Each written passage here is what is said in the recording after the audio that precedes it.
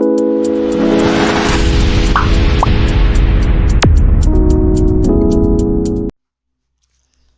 Everyone, welcome back to the channel. So guys, matrix की जो playlist है उसको आगे बढ़ाते हुए हम आज देखेंगे इम्पोर्टेंट पॉइंट्स का सेकंड पॉइंट। तो हमने कल फर्स्ट पॉइंट देखा था कि किसी मैट्रिक्स को, किसी स्क्वायर मैट्रिक्स को, ठीक है, किसी स्क्वायर मैट्रिक्स को आप कैसे लिख सकते हो, sum of symmetric matrix plus skew symmetric matrix, ठीक है। तो ये आपको मैंने प्रूफ भी करके दिखाया था, ठीक है। तो आज सेकंड पॉइंट के बारे में बात करेंगे। तो सपोज करो हमारे पास कोई मैट्रिक्स है ए, वही एनी स्क्वायर मैट्रिक्स है, कोई भी स्क्वायर मैट्रिक्स हमारे पास है, ठीक है।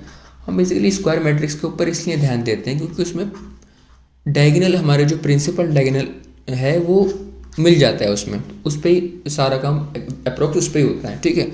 तो कोई स्क्वायर मैट्रिक्स हमारे पास है, ठीक है। तो हमने जो ट्रांसपोज पढ़ा था, ए ट्रांसपोज, ठीक है, तो उसका यूज़ होगा यहाँ पे। तो ए इंटू ए ट्रांसपोज की वैल्यू क्या होगी, कोई भी स्क्वायर मैट्रिक्स और उसके ट्रांसपोज का अगर हम मल्टीप्लिकेशन करें, उसका प्रोडक्ट क्या होगा, ठीक है, क्या होगा। तो उसका आंसर है ऑलवेज सिमेट्रिक मैट्रिक्स, ठीक है। कोई भी मैट्रिक्स और उसका ट्रांसपोज का प्रोडक्ट हमेशा क्या होगी, सिमेट्रिक मैट्रिक्स होगी, ठीक है। तो मैंने कल बताया था स्क्वायर मैट्रिक्स को हम लिख सकते हैं सिमेट्रिक प्लस स्क्यू सिमेट्रिक में। वो भी स्क्वायर मैट्रिक्स थी, ये भी स्क्वायर मैट्रिक्स है, लेकिन हम इसमें क्या कर रहे हैं, इसके ट्रांसपोज से मल्टीप्लाई कर रहे हैं, ठीक है, और उसका रिजल्ट पूछ रहे हैं। तो उसका रिजल्ट आएगा सिमेट्रिक मैट्रिक्स, ठीक है। तो इसको भी प्रूफ करके देख लेते हैं। तो सपोज करो मेरे पास एक मैट्रिक्स है ए बी सी डी।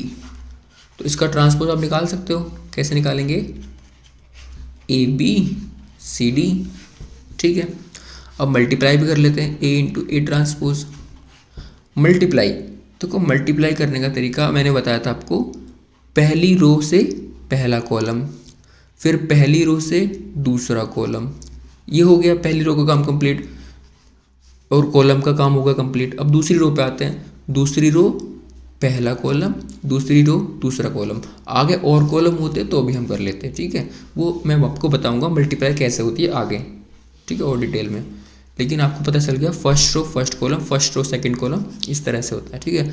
तो A into A square plus B square, ठीक है, और A C plus B D, ऐसे यहाँ ले लेंगे, C A plus D B, और यहाँ ले लेंगे आपका यहाँ पे C square plus D square, ठीक है। तो ये देखो आप, जो हमारा प्रिंसिपल डायगोनल एलिमेंट है, जो हमारा प्रिंसिपल डायगोनल है, उसके करस्पॉन्डिंग वैल्यू सेम है। ए सी प्लस बी डी इधर भी है और A C plus B D इधर भी है, ठीक है। तो मैंने आपको बताया था सिमेट्रिक मैट्रिक्स को चेक करने का तरीका, अगर प्रिंसिपल डायगोनल के अलोंग, प्रिंसिपल डायगोनल के करस्पॉन्डिंग जो एलिमेंट हैं वो इक्वल हैं, इक्वल, ठीक है, तो क्या होगा, सिमेट्रिक मैट्रिक्स होगी। तो इसका आंसर क्या हो गया, सिमेट्रिक मैट्रिक्स, ठीक है। तो कोई भी मैट्रिक्स और उसका ट्रांसपोज का प्रोडक्ट ऑलवेज सिमेट्रिक मैट्रिक्स होगा, और that is the proof of this, ठीक है। तो हमने सेकंड पॉइंट ये देख लिया अब तक, ठीक है। और नेक्स्ट वीडियो में देखेंगे थर्ड पॉइंट, जो कि मल्टीप्लिकेशन वाला ही होगा, सिमेट्रिक मैट्रिक्स वाला ही होगा।